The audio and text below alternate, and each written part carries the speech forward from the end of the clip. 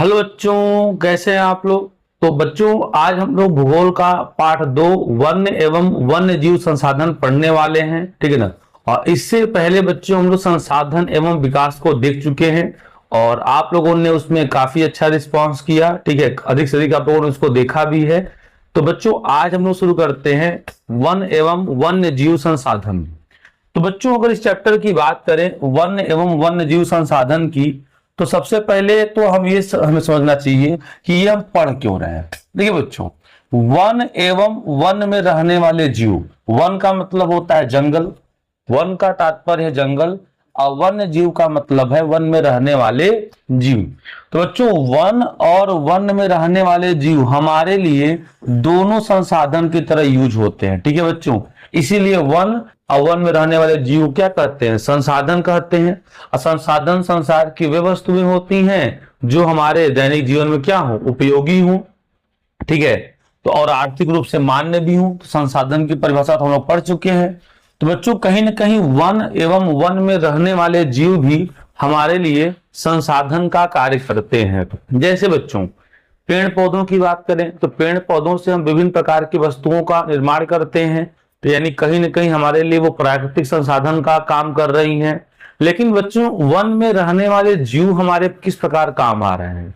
तो बच्चों, अगर हम लोग थोड़ा समझें, देखिए, अगर वन में रहने वाले जीव की में प्रभावित हो जाए तो इससे वन भी प्रभावित हो जाएगा। जैसे एग्जाम्पल दें शेर का, अगर जंगल में बच्चों शेर ना रहे तो शेर न रहने से क्या होगा, खरगोश हो गए, लोमड़ी हो गए, ठीक है, और हिरण हो गए। तो ये सब जो जीव हैं बच्चों, इनकी संख्या बहुत ज्यादा हो जाएगी। और इनकी संख्या बहुत ज्यादा हो जाएगी तो ये क्या करेंगे कि जो पेड़ पौधे छोड़ते हैं इनको ये खा जाएंगे और आने वाले समय में पेड़ पौधे जो है बच्चों, अधिक से अधिक पेड़ पौधे लुप्त हो जाएंगे। इसीलिए बच्चों, जरूरी है कि जंगलों में हर प्रकार के जीव जंतु रहें ताकि उनका संतुलन बना रहे। और जब उनका संतुलन बना रहेगा तो पेड़ पौधे यानी वनों का संतुलन बना रहेगा। और जब वनों का संतुलन बना रहेगा तो कहीं न कहीं मानव का अस्तित्व भी बना रहेगा। इसीलिए बच्चों में पढ़ा जाता है वन एवं वन्य जीव संसाधन। तो आइए शुरू करते हैं बच्चों। देखिए, तो चैप्टर का नाम है वन एवं वन्य जीव संसाधन। वन एवं वन्य जीव संसाधन ये चैप्टर का नाम है। अब बच्चों, अगर इसके थोड़े बेसिक्स की बात किया जाए, ठीक है, तो बेसिक इसका इंफ्रास्ट्रक्चर क्या है। तो देखिए बच्चों, इसमें सबसे पहले है कि वन एवं वन्य जीव संसाधन, तो इसकी चर्चा अभी हम लोग कर चुके। अब बात करें तो मानव और दूसरे जीवधारी आपस में मिलकर एक जटिल पारिस्थितिकी तंत्र का निर्माण करते हैं। मतलब मानव हो गया, अब बहुत सारे जीव मिलकर एक इकोसिस्टम का निर्माण करते हैं। अब बच्चों, अगर इस इकोसिस्टम में कोई एक प्रभावित हुआ तो दूसरा भी अपने आप क्या होगा, प्रभावित हो जाएगा, ठीक है बच्चों।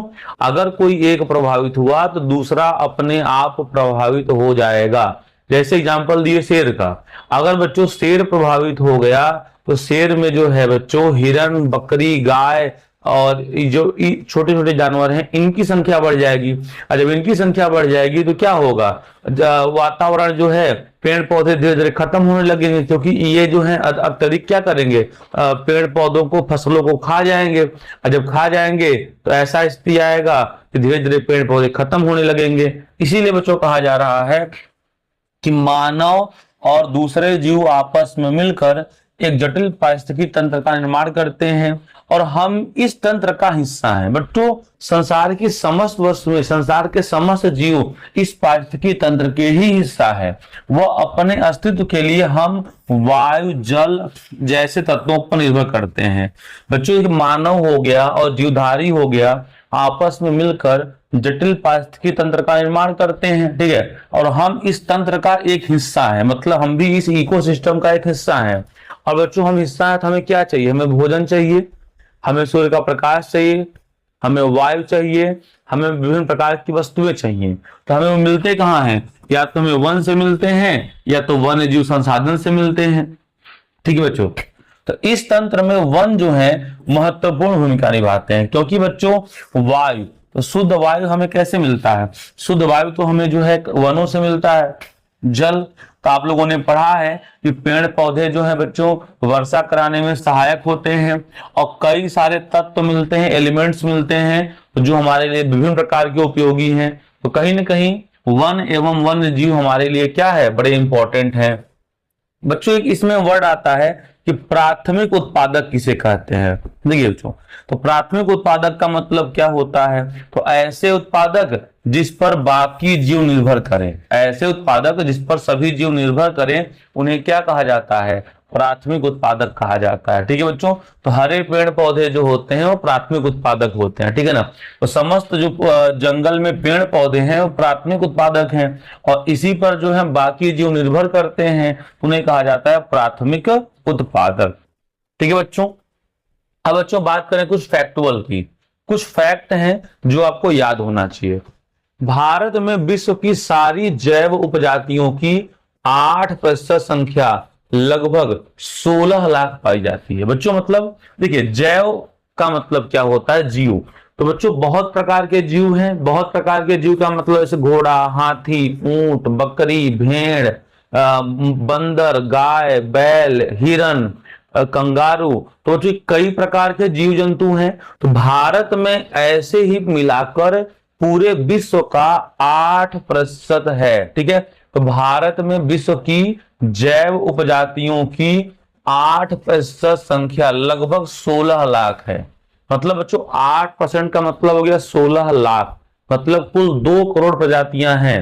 पूरे विश्व में कुल 2 करोड़ प्रजातियां हैं और 2 करोड़ में से लगभग 16 लाख यानी 8% भारत में पाई जाती है। हमारे देश में लगभग 81,000 वन्य जीव उपजातियां हैं। हमारे देश में कितनी वन्य जीव उपजातियां हैं, 81,000। वन्य जीव का मतलब ऐसे जीव जो जंगल में रहते हैं। तो हमारे देश में जंगल में रहने वाले अलग अलग प्रकार के जो है जीवों की संख्या कितनी है, 81,000 है बच्चों, जो कि बहुत ज्यादा है। ठीक है, कितना है, 81,000। फिर हमारे देश में लगभग 47,000 वनस्पतियां, ठीक है, मतलब हमारे देश में जो जंगल में पेड़ पौधे हैं लगभग 47,000 प्रकार के हैं। ठीक है ना, 47,000 नहीं, 47,000 प्रकार के बच्चों। तो 47,000 प्रकार के वनस्पतियां यानी पेड़ पौधे हैं। इनमें से 15,000 तो भारतीय मूल के हैं। ध्यान रखिएगा, 81,000, ठीक है, 81,000 उपजाति हैं वनों में। ठीक है, 47,000 प्रकार के वनस्पतियां हैं और इसमें से 47,000 में से 15,000 प्रकार के ये भारतीय मूल की हैं। ठीक है बच्चों, तो ये ध्यान रखिएगा। ये कुछ जो है वन्य जीव और वनस्पतियों की थोड़ी सी बात हो गई। ठीक है बच्चों, 81,000, 47,000, 15,000 याद रहेगा और 16 लाख पाई जाती है जैव उपजातियां टोटल। ठीक है बच्चों, आगे बढ़ा जाए। चलिए, अब बच्चों कुछ ऐसे वन एवं वन्य जीव हैं जो लुप्त होने के कगार पे हैं। ठीक है बच्चों, ऐसे वन एवं वन्य जीव हैं जो लुप्त होने के कगार पे हैं। तो लुप्त होने के कगार पे हैं तो कहीं ना कहीं इनके बचाव के लिए कुछ करना चाहिए। तो आइए देखते हैं कि ऐसे कौन से वन एवं वन्य जीव हैं जो लुप्त होने के कगार पे हैं। लुप्त होने के कगार का मतलब बच्चों है कि ये खत्म होने वाले हैं। जैसे चीता, तो चीता बच्चों लुप्त होने के कगार पे है। गुलाबी सिर वाला बतख, एक बतख होता है जो गुलाबी सिर होता है, यह भी बच्चों लुप्त होने वाला है। पहाड़ी कोयल, पहाड़ी कोयल पहले हुआ करते थे, अब कहीं ना कहीं वातावरण में बदलाव के कारण ये भी जो है बच्चों कम होते जा रहे हैं। जंगली चित्तीदार उल्लू, उल्लू बच्चों आप जानते हैं रात में निकलता है, तो जंगली चित्तीदार उल्लू भी बच्चों जो है ये कहीं ना कहीं लुप्त हो रहे हैं।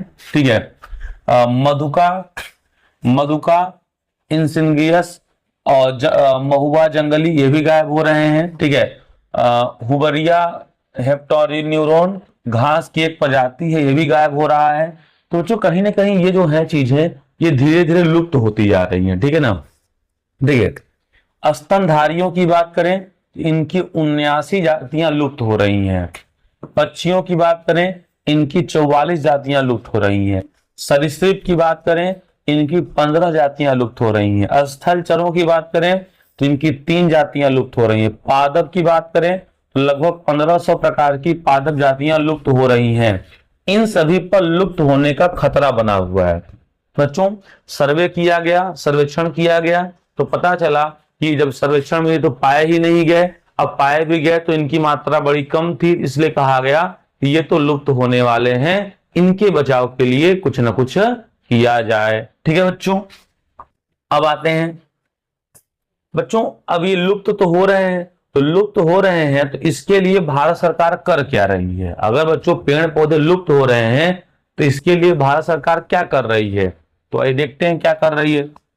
बच्चों देखिए, भारत में वन एवं वन्य जीव संरक्षण, देखिए तो वनों के संरक्षण के लिए, ठीक है, वनों के संरक्षण से जल, मृदा, वायु जैसे आवश्यक घटकों का पुनः सृजन होता है। बच्चों देखिए, अगर वन सुरक्षित रहेंगे तो वनों के सुरक्षित रहने से क्या होगा, हमें शुद्ध हवा का जो है प्राप्त होगा, और पेड़ पौधे रहेंगे तो बारिश कराने में सहायक होंगे।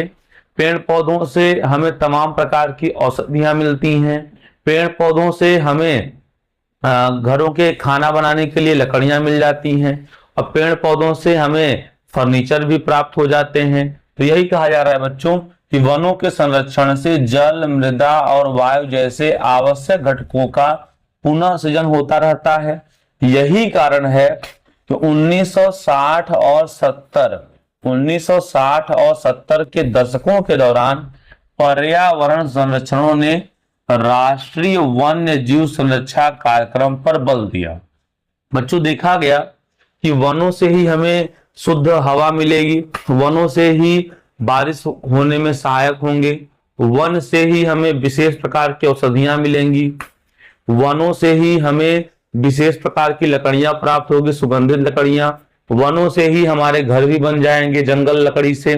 ठीक है, तो इसी बात की महत्ता को देखते हुए 1960 और 70 के दशक के दौरान पर्यावरण संरक्षकों ने राष्ट्रीय वन्य जीव संरक्षा कार्यक्रम पर बल दिया और भारतीय वन्य जीव अधिनियम 1972 को लागू किया गया। ठीक है, तो 1960 और 70 के दौरान जो है, दशकों के दौरान जो है, पर्यावरण संरक्षकों ने राष्ट्रीय वन्य जीव सुरक्षा कार्यक्रम पर बल दिया और भारतीय वन्य जीव अधिनियम 1972 को लागू किया। ध्यान रखिएगा, तो भारतीय वन्य जीव अधिनियम लागू कब हुआ? 1972 पे। ठीक है, बल कब दिया गया? 1960 और 70 में। ठीक है बच्चों, क्या कारण था? सारे भारत में रक्षित जातियों की सूची प्रकाशित की गई। अब बच्चों ये कैसे किया गया? तो भारत सरकार ने ये कहा कि सारे भारत में रक्षित जातियों की सूची प्रकाशित की गई, संकटग्रस्त जातियों के बचाव पर, शिकार प्रतिबंध पर, वन्य जीव आवासों का कानूनी रक्षण तथा जंगली जीवों के व्यापार पर रोक लगाने आदि पर प्रबल जोर दिया गया। तत्पश्चात केंद्रीय व राज्य सरकार ने राष्ट्रीय उद्यान एवं वन्य जीव विहार स्थापित किए। नहीं बच्चों, अब 1972 में तो ये अधिनियम लागू हो गया, तो लागू हो गया तो सारे भारत में रक्षित जातियों की एक सूची बनाई गई। सूची का मतलब बच्चों ऐसे जीवों की सूची बनाई गई जिनकी रक्षा करना है। बच्चों कुत्ता हो गया तो कुत्ता को थोड़ी रक्षित करना है, हाँ शेर जो है कम हो रहे थे तो शेरों का हमें क्या करना था? रक्षा करना था। हाथी कम हो रहे थे तो हाथियों क्या करना है? रक्षा करना है। व्हाइट टाइगर हो गए, इनकी संख्या कम हो रही है, तो वही कहा जा रहा है कि सारे भारत में रक्षित जातियों की सूची प्रकाशित की गई, संकटग्रस्त जातियों के बचाव पर, शिकार पर प्रतिबंध लगाया गया। ठीक है, तो पहला तो कहा गया कि सारे भारत में रक्षित जातियों की एक सूची प्रकाशित करी जो संकटग्रस्त हैं। फिर बच्चों शिकार पर रोक लगाया गया, क्योंकि शिकार करेंगे तो भाई जीव की संख्या कम होती जाएगी, तो शिकार पर रोक लगाया गया। वन्य जीव आवासों का कानूनी रक्षण, मतलब वन एवं वन्य जीव में आप आवास नहीं बना सकते, वो केवल वन में रहने वाले जीवों का है, उनको कानूनी अधिकार मिल गया। जंगली जीवों के व्यापार पर रोक, बच्चों विभिन्न प्रकार के जानवरों का जो है व्यापार होता था, व्यापार के कारण उनकी हत्या की करके उनकी हड्डियां, सींग जैसे गेंडा का सींग जो है बच्चों कीमती होता है, उसको निकाल लेते थे। हाथी के दांत होते हैं, इनको निकाला जाता था। ठीक है, तो बच्चों मतलब व्यापार पर रोक लगाया गया ताकि वनों को बचाया जा सके और जीवों को भी बचाया जा सके। ठीक है, तत्पश्चात केंद्रीय व राज्य सरकार ने राष्ट्रीय उद्यान एवं वन्य जीव विहार स्थापित किए। ठीक है बच्चों, तो वन्य जीव विहार भी स्थापित किया गया। जैसे चंदौली में वन्य जीव विहार है, ठीक है ना, रायबरेली में है, उत्तराखंड में है, तो कई जगह जो है वन्य जीव विहार स्थापित किए गए।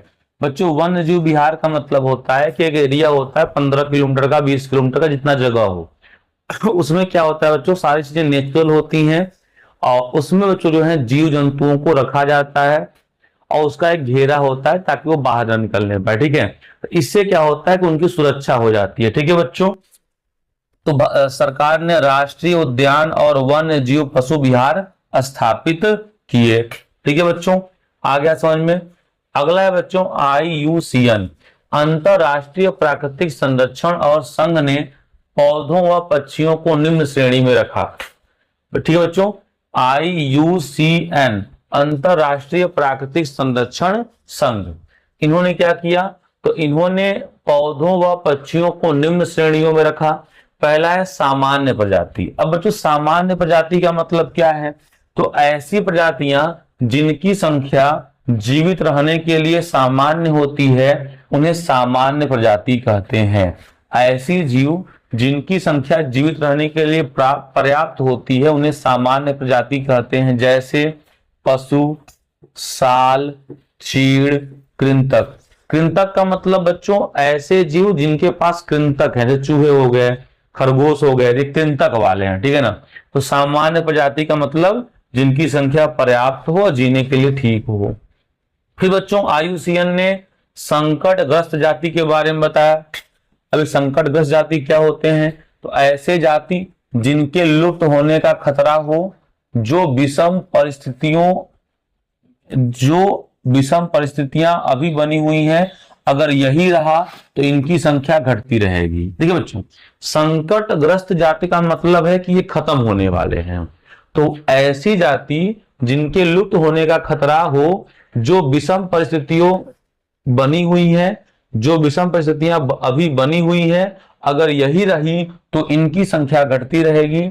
जैसे काला हिरण, ठीक है, मगरमच्छ, भारतीय जंगली गधा, संघाई, मणिपुर हिरण, ये सब बच्चों जो है संकटग्रस्त के अंतर्गत आएंगे।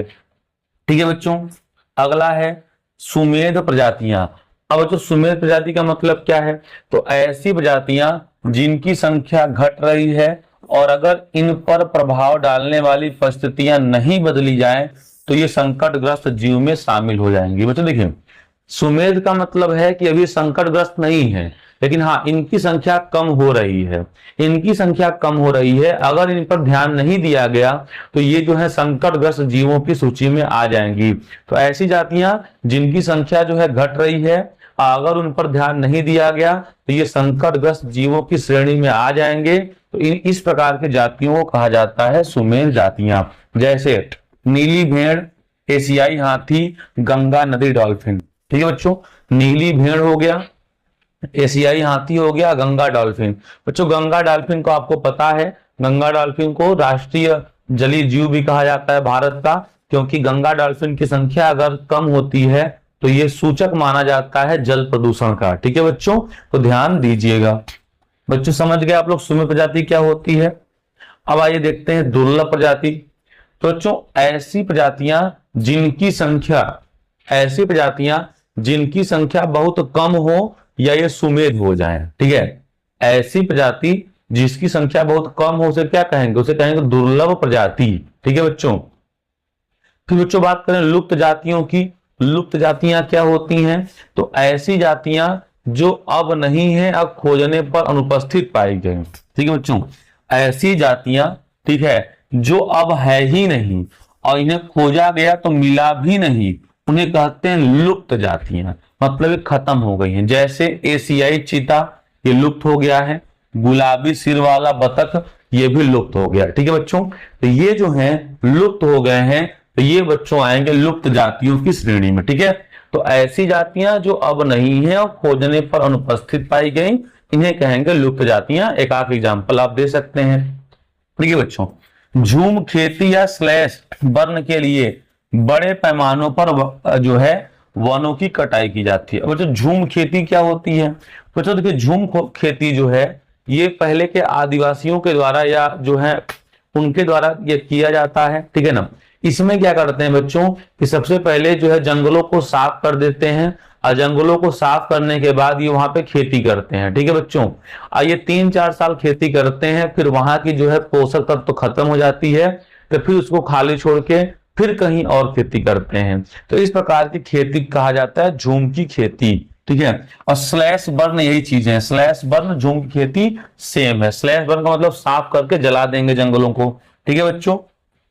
आइए आगे देखते हैं। आगे बच्चों, नदी घाटी परियोजना से भी वनों को क्या हुआ?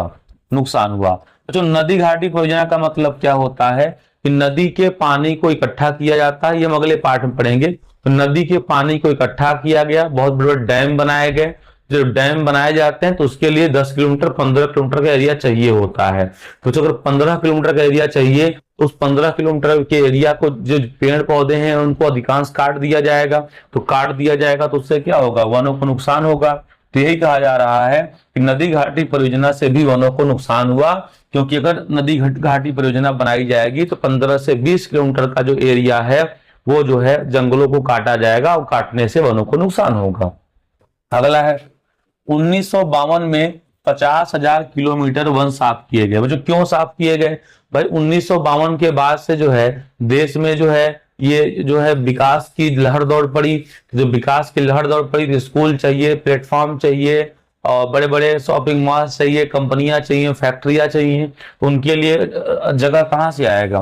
तो 1952 में 50,000 किलोमीटर वन साफ किए गए, खेती के लिए भी, काफी चीजों के लिए भी।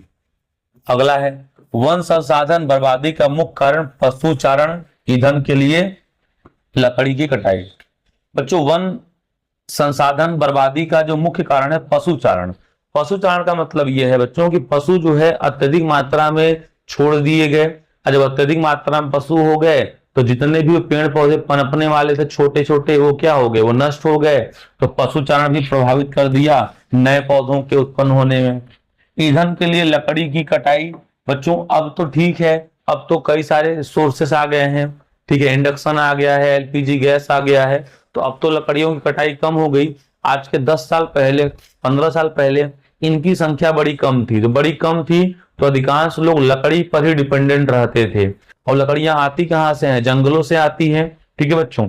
तो पशुचारण और ईंधन के लिए जो है लकड़ी की कटाई, ये जो है वन संरक्षण के बर्बादी का मुख्य कारण है, ठीक है बच्चों। अब बच्चों अगला टॉपिक है हमारा जैव विविधता को कम करने वाले कारक। मतलब जैव विविधता का मतलब क्या है? पृथ्वी पर कई प्रकार के जीव जंतु पाए जाते हैं जिन्हें जैव विविधता कहते हैं। जैव विविधता का मतलब यह है बच्चों कि कई प्रकार के जीव जंतु, ठीक है, जैसे मानव हो गया, भेड़ हो गया, कुत्ता बिल्ली, हिरन, ठीक है, गाय, हाथी, जिराफ, व्हेल मछली। बच्चों कई प्रकार के जीव हो गए तो उनको कहते हैं विभिन्नता है। क्या है? विभिन्नता। अलग अलग प्रकार के जीव है, विभिन्नता हो गया, ठीक है बच्चों। तो पृथ्वी पर अनेकों प्रकार के जीव जंतु पाए जाते हैं और इसीलिए इन्हें हम जैव विविधता कहा जाता है। तो बच्चों ऐसा क्या कारण है? ऐसा क्या कारण है कि जैव विविधता जो है बच्चों कम होती जा रही है? ठीक है, ऐसा क्या कारण है कि जैव विविधता जो है बच्चों कम होती जा रही है? तो वही पढ़ना है कि जैव विविधता को कम करने वाले कारक। बच्चों मतलब ऐसा क्या कारण है तो पृथ्वी पे अलग अलग प्रकार के जीवों की संख्या जो है कम होती जा रही है, मतलब बहुत सारी जातियां लुप्त होती जा रही है। इसका कारण क्या है? देखो जो पहला कारण वन्य जीव के आवास का विनाश। मतलब कि पहला कारण है कि वनों में रहने वाले जीवों के आवास का जो है विनाश हो गया। वन्य जीव के आवास का विनाश का मतलब यह है कि वन में रहने वाले जीवों का विनाश हो गया। बच्चों जब से औद्योगिक क्रांति आई, नदी घाटी परियोजना आई, लकड़ियों की डिमांड बढ़ी, तो इसके लिए जो है जंगलों को काटा गया, साफ किया गया। और जंगलों को काटा गया, साफ किया गया, तो इससे क्या होगा कि उसमें रहने वाले जीव जो है प्रभावित हो गए। और जब उसमें रहने वाले जीव प्रभावित हो गए तो धीरे धीरे उनकी संख्या कम हो गई, और उनकी संख्या कम होने से जैव विविधता उत्पन्न हो गई। ठीक है बच्चों। दूसरा है पर्यावरण प्रदूषण। बच्चों बढ़ती जनसंख्या, बढ़ते वाहन, बढ़ती हुई जनसंख्या, बढ़ते हुए वाहन, अब बढ़ती हुई जो है फैक्ट्रियों की संख्या, इन सब चीजों से पर्यावरण जो है बच्चों प्रदूषित होता जा रहा है। अब पर्यावरण प्रदूषित होने से, ठीक है, जो जीव हैं विभिन्न प्रकार के इस पर्यावरण में अनुकूल अपने आप को नहीं कर पाए। ठीक है, और इसीलिए उनकी संख्या धीरे धीरे लुप्त हो गई। इसीलिए बच्चों पर्यावरण प्रदूषण भी एक महत्वपूर्ण भूमिका निभाता है जैव विविधता को कम करने वाले कारकों में से। अगला है बच्चों विषाक्तीकरण।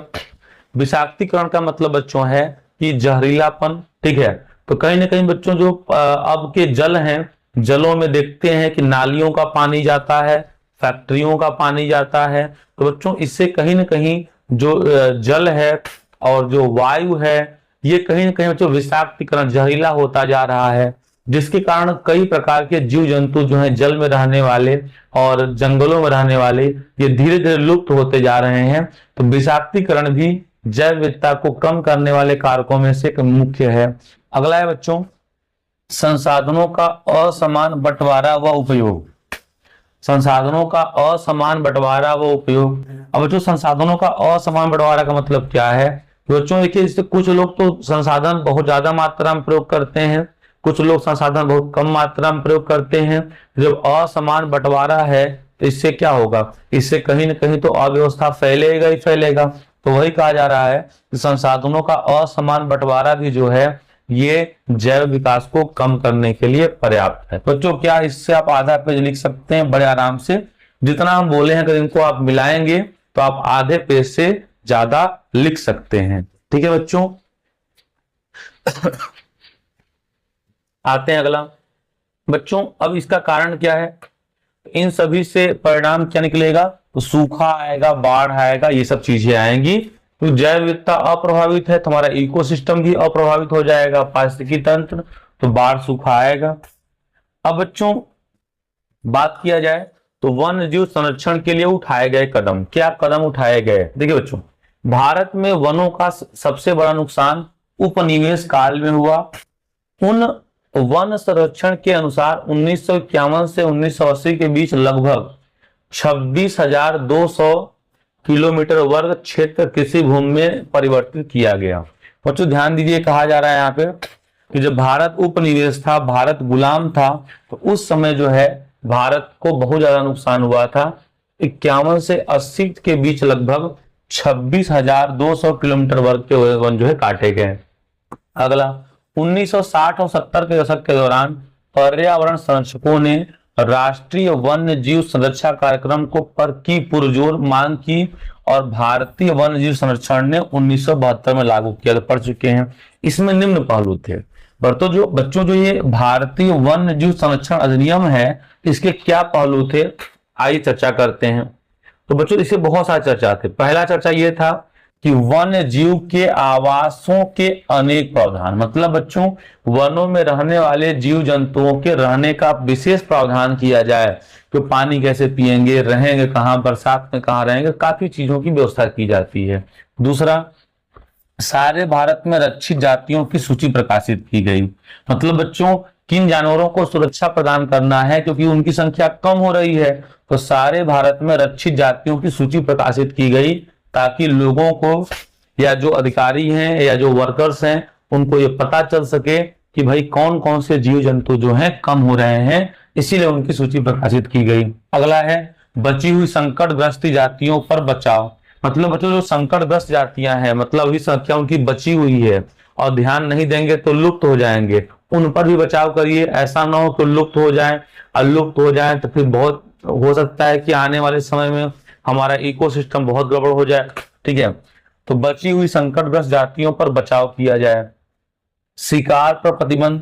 बच्चों पहले देखते थे राजा महाराजाओं जो थे वो जो है शिकार किया करते थे, और पहले शिकार करना जो है बच्चों एक अच्छा गुण माना जाता था युद्ध कौशल के लिए। तो बच्चों अब तो युद्ध करते नहीं राजा महाराजा, तो इसीलिए जो बच्चों है शिकार पर प्रतिबंध लगा दिया गया।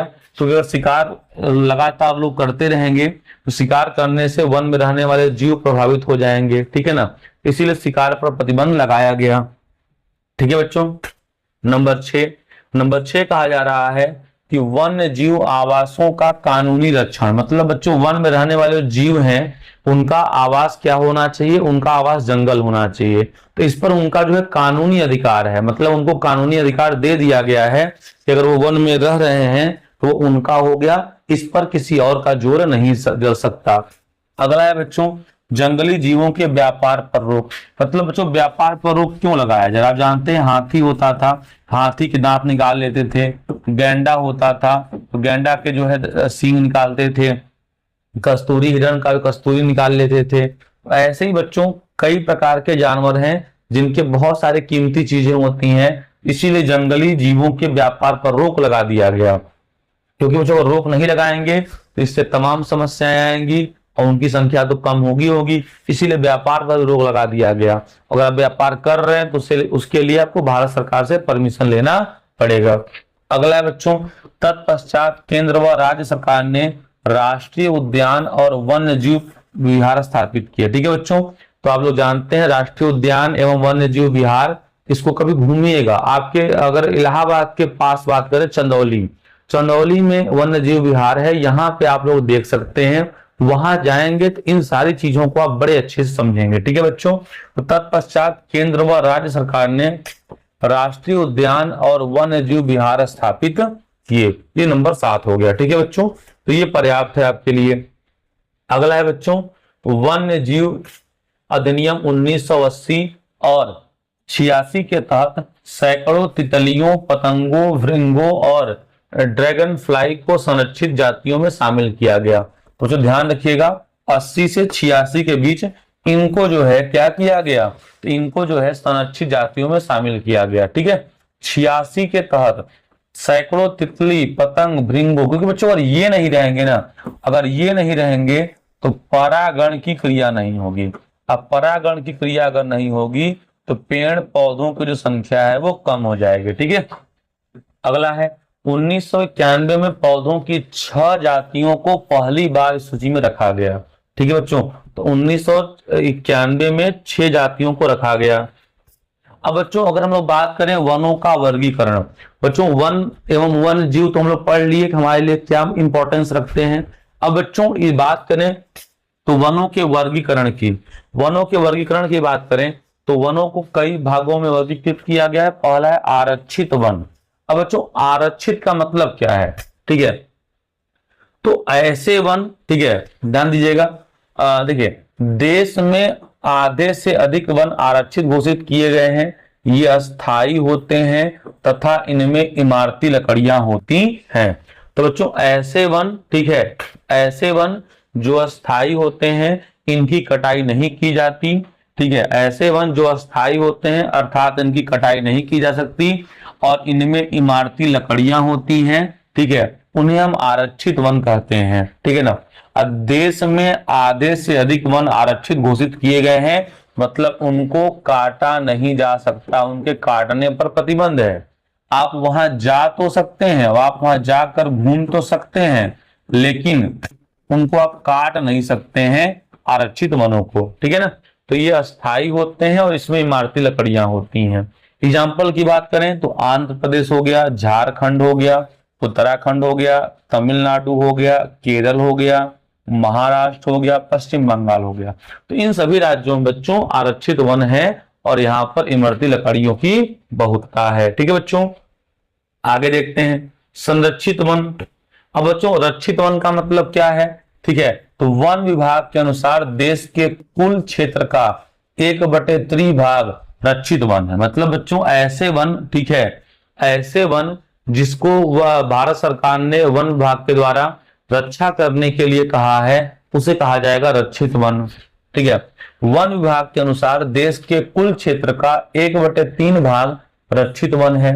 इन वनों को नष्ट होने से बचाने के लिए इनकी रक्षा की जाती है। ठीक है बच्चों, तो ऐसे वन जिनको नष्ट होने से बचाने के लिए इनकी रक्षा की जाती है उन्हें रक्षित वन कहा जाता है। और वन विभाग के अनुसार देश के कुल वन क्षेत्र का 1/3 भाग रक्षित वन है। जैसे बिहार में है, हरियाणा में है, पंजाब में है, हिमाचल में है, उड़ीसा में है और राजस्थान में यहाँ यहाँ बच्चों रक्षित वन है। ठीक है, आइए अगला देखते हैं। अगला है बच्चों अवर्गीकृत वन। अब अवर्गीकृत वन का मतलब क्या होता है? ठीक है, देखिए, तो अन्य सभी प्रकार के वन और बंजर भूमि जो सरकार, व्यक्तियों और समुदाय के स्वामित्व में होते हैं, इन्हें अवर्गीकृत वन कहते हैं। अवर्गीकृत वन का मतलब बच्चों ये है कि सरकार ने इसका वर्गीकरण किया ही नहीं है, सरकार ने इसका वर्गीकरण नहीं किया गया है, इसीलिए इसको कहा जाता है अवर्गीकृत वन। ठीक है, तो अन्य सभी प्रकार के वन जो बंजर भूमि हो, सरकार व्यक्ति के किसी मालिकाना हक में हो, उसे कहेंगे अवर्गीकृत वन। जैसे मध्य प्रदेश में अस्थाई वनों के अंतर्गत, ठीक है, तो मध्य प्रदेश में जो बच्चों अस्थाई वन है वो अवर्गीकृत आते हैं। सर्वाधिक क्षेत्र है जो कि प्रदेश के कुल क्षेत्र का 75%। ठीक है बच्चों, तो अवर्गीकृत वन जो है सबसे ज्यादा मध्य प्रदेश में है और जो पूरे देश का 75% भाग है। जैसे पूर्वोत्तर के सभी राज्य, गुजरात के अधिकतर वन। ठीक है बच्चों, तो बच्चों ये बात हो गई हमारे वन एवं वनों की कुछ बात हो गई। ठीक है बच्चों, अब इतना तो हो गया। अब बच्चों कुछ बचे हुए हैं, आप लोग इसको देख लीजिएगा।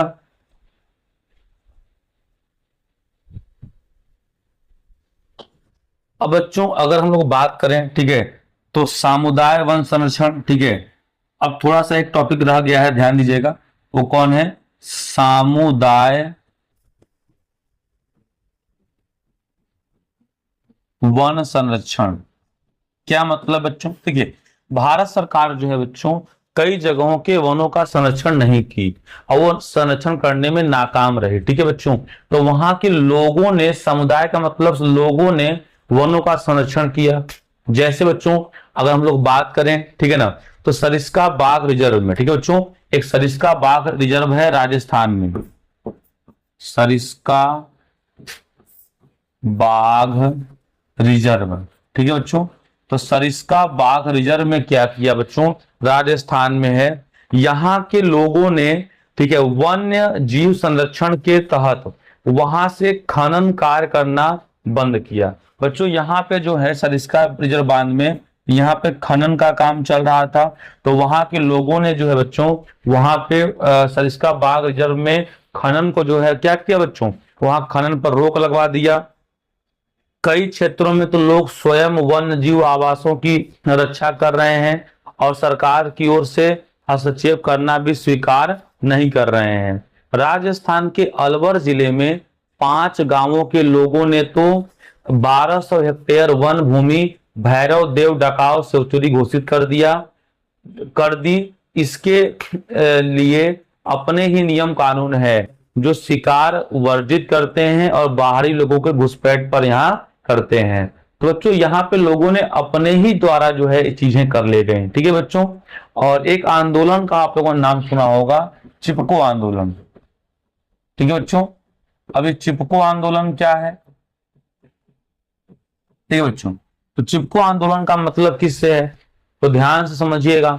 हिमालय में प्रसिद्ध आंदोलन कई क्षेत्र में वन कटाई रोकने में कामयाब नहीं रहा, लेकिन यह भी दिखाया गया कि स्थानीय पौधों की जातियों का प्रयोग करके सामुदायिक वनीकरण अभियान को सफल बनाया जा सकता है। ठीक है बच्चों, तो इसके लिए क्या किया गया कि जब भी जो कोई पेड़ पौधों काटने आता था तो वहां के जो लोग थे पेड़ पौधों से चिपक जाते थे और कहते थे कि पहले पेड़ काटिए फिर हमको काटिए। ठीक है बच्चों, तो इसीलिए इसका नाम रखा गया चिपको आंदोलन।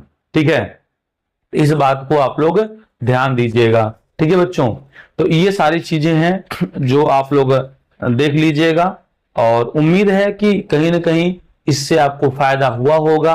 तो बच्चों मिलते हैं अगले चैप्टर हम लोग जल संसाधन में, तो इसको प्लीज आप लोग पूरा देखिएगा और अधिक से अधिक लाइक शेयर सब्सक्राइब करिएगा ताकि इसी प्रकार के हम और ढेर सारे बुक ले आ सकें। अब बच्चों इनके नोट्स अगर आप देखेंगे, नोट्स पूरी तरह से एनसीईआरटी से लिए गए हैं, तो नोट्स आपके लिए बेहतर होने वाला है। अब व्याख्यान को भी नोट्स में शामिल कर लीजिएगा।